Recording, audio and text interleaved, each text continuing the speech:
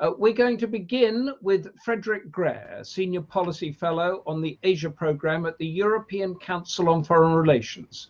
And his latest book, out last year, is The Indian Ocean as a New Political and Security Region. He's going to give us an overall encompassing view. So Francis Grare, tell us how China's investment or exploitation fits into your thoughts. Well, thank you very much, sir. My thoughts are about security, as I was requested to do, and therefore the term investment and exploitation do fit in, but only in a certain angle.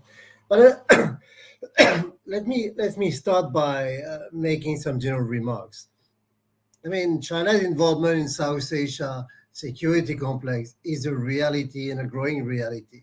We never even spoken about it 20 years ago. This is now something which is still evolving and which is at the same time multidimensional. Yet, not every country in South Asia feels the same way in China's willingness to impose its hegemony over the region, and the way the security relationship is developed with varies from country to country. It is therefore important not to overgeneralize the region, and above all, countries with such gaps in capacity with their patron state are likely to face challenges no matter what.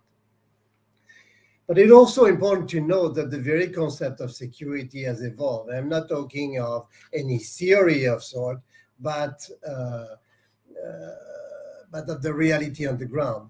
I mean, the military dimension persists, of course, but the key word is increasingly the hybridization of threat. And that's where the topic that I've been asked to address meets what the general subject of the conference, which is about China and South Asia, investment or exploitation. So let me come back to the concept of hybrid threat. This is a mix of military and non-military, covert and overt activity by state and non-state actor that occurs below the line of conventional warfare. The consequence for individual nations include weakened institutions, disrupted social system and economies, and greater vulnerability to coercion. And that's exactly where we are right now in South Asia security relationship with China. But we can identify sort of three tiers in China's approach. One which is about the stability of its periphery, the typical example here being Afghanistan, and I won't elaborate on it because Chris will develop it later. One which has primarily to do with China's rivalry with India and its willingness to constrain Delhi, and the pressure on the Himalayan border and the Sino-Indian border era will continue being a major flashpoint. And so also China's relation with India's neighbors. Clearly, relations with Pakistan fall within this category. Backing Pakistan helps China constrain Indian power in Asia, but the most evolution of the last 10 to 15 years has been that Pakistan is by no means the sole clients of China in South Asia anymore. And Lord Bruce has underlined the security relationship between Bangladesh and China. This is one such example. And the last tier that I'd like to mention briefly, although I won't develop it, has to do with India, but through China's relationship with the US. How China's relationship with India affect India's relationship with the US and vice versa. Overall, China does not necessarily pursue one objective at once when it deals in security matters with South Asia, but very often with several. Clearly, when we speak of Galwan, the message that China was trying to sell was threefold. A, tell India there is not much the US can do for it. To tell the US that the idea of India, as a balancer to China may not be such a good idea after all. And finally, it is meant to tell the smaller state in South Asia that there is not much to expect from India in actual security terms. The truth is that all these messages are debatable. I'm not saying that they're wrong, I'm saying that they are debatable, but the intention is clear and has everything to do with China's willingness to assert itself as the hegemonic power in the entire Asia including, of course, South Asia. Now, if we look at the way China has been pursuing its objective, we see that China has used over time every single type of activity from overt war, 1962, to war by proxies, the support of Pakistan, or even the separatist movement in the Northeast, arms supplies, both conventional and non-conventional. I'm referring, of course, to the design of the nuclear device delivered to Pakistan in '82. And as was mentioned before, today, China happens to be the first supplier of weapons to Bangladesh. China arms make up to over 70% of Bangladesh's major arm purchases. And I won't go into detail, I will just mention that in 2016, Bangladesh procured 2 diesel electric submarines from China for something like $186 million. Now, China is also having a growing focus on a blue water navy and power projection to the Far Sea, which is a relatively new phenomenon.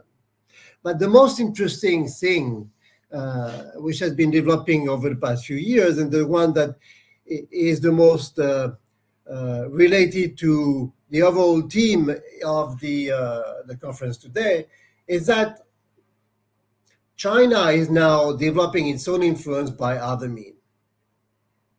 It wants to expand its influence, of course, for its own sake, but also force India to devote time and resources to its neighborhood rather than to project influence into East Asia. So this is, of course, a contest of influence, but which does occasionally translate into strategic one. What we have seen emerging over the past few years is the weaponization of simply every sector of activity. So far, what we had was sort of a commercial influence. Now we're talking of influence in all sectors. The truth, and if we have influence in all sectors, it means that we speak of connectivity as a powerful weapon. We speak of the environment as a potential weapon. We speak of just every activity as a potential weapon. How does the mechanism play? It does play through the dependency question. The dependency question means that if you are, for example, the Maldives and wants to fight against climate change, it means you have to transition your energy system. It means that you have to invest. If you invest, you get into debt. If you get into debt, you get into dependency. And if you get into dependency, your dependency becomes what your creditor wants it to become. So there comes the strategic dimension of it, especially when China is a country ready to seize assets in order to get repaid. The same thing happened in Ambantota. Ambantota, the Chinese get the lease for 99 years with potential consequences for Sri Lanka's immediate neighbor, India, and that has created a source of insecurity in the entire neighborhood. Clearly, the issue is not just a financial one. Smaller South Asian states, which have their own interests and the agency pursues them, are persuaded they can play this sort of great power rivalry to their benefits. Well, whether they're capable or not of doing so is a major question, and as certainly a key question in the context that we're facing, because if we can say that Bangladesh so far has not managed too badly, this is highly debatable when it comes, for example, to Sri Lanka, and we still have to see how Nepal will evolve. And of course, we come to the usual question of, is China pursuing a debt trap diplomacy? Well, that's an interesting question. This is a question which is highly debated because a few publications recently, well, not so recently, I said, no, it's not. And it's certainly not in the sense that it is, that it would mean that China would be deliberately trying to put countries into debt in order to better control them. As I said just earlier, there is clearly local responsibility. China is not responsible for the mismanagement of the economy. When we speak of the Chinese debt in Sri Lanka, the Chinese debt was not that much that it was the sole responsible for the situation in which the country ended up last year.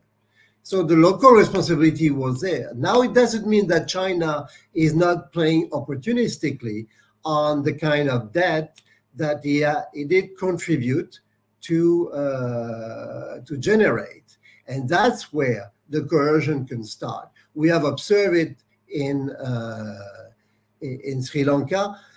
I don't know to what extent we can say we observe the same thing in Pakistan, but the question can certainly be asked, and the question will certainly be asked by different quarters of the society, including by the military. But in any case, China cannot be held responsible for the local mismanagement of the local elite or for the ill-conceived project that had led to the debt in question and has opened up advantages for China. But China has clearly been able to play this ball.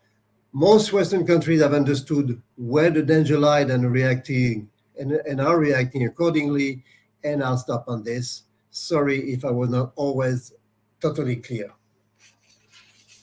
No, that was fascinating. I just have a personal question, then a couple of questions from the audience, Frédéric. We're talking a lot about China indebting nations and the debt problems therein.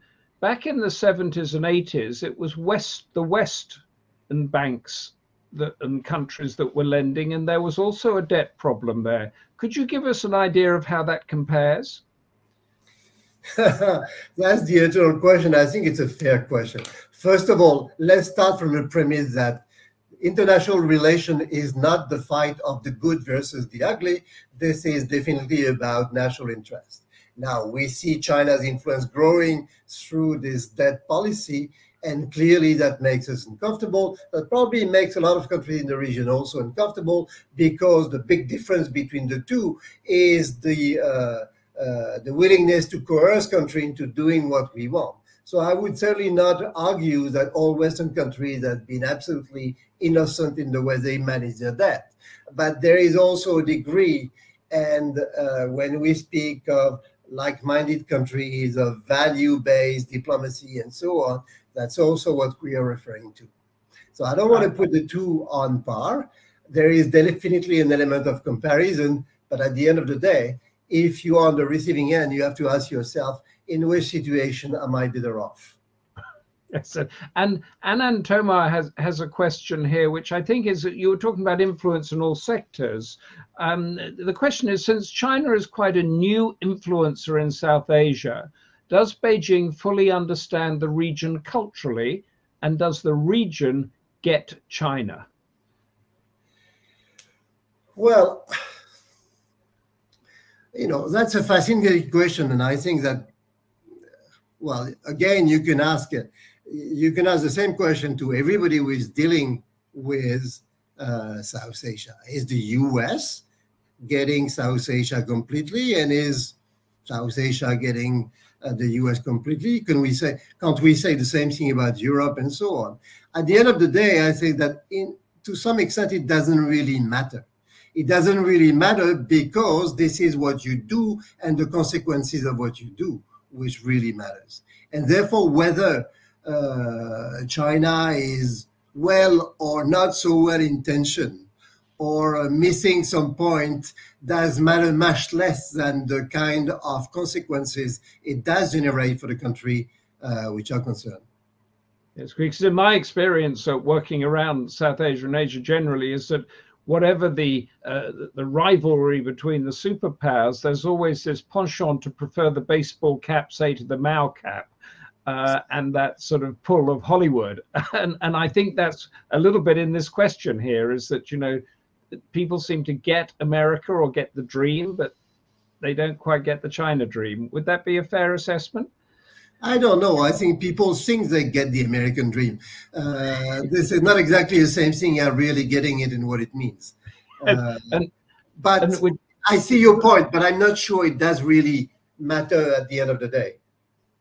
Okay, and the last question I'm putting to you, because with your security hat, from Prashant Kumar, with shifting attitudes and power bases, does South Asia still need long-term US engagement? Well, if you ask the South Asian, and if you look at what they do, they're all looking for US engagement.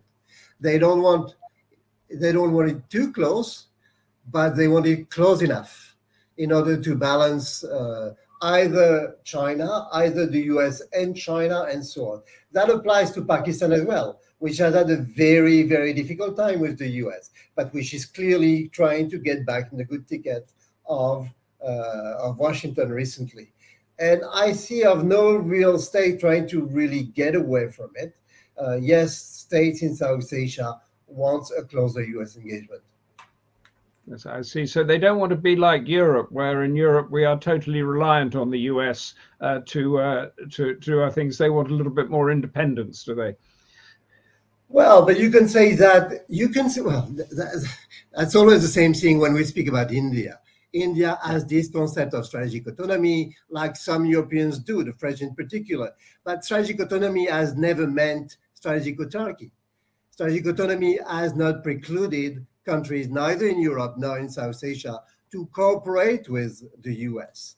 And the tendency, the trend that we have been observing over the past 30 years in reality, not just recently, has been, even for India, a rapprochement with the US, which has been confirmed presidency after presidency, irrespective of the color of the administration at the time.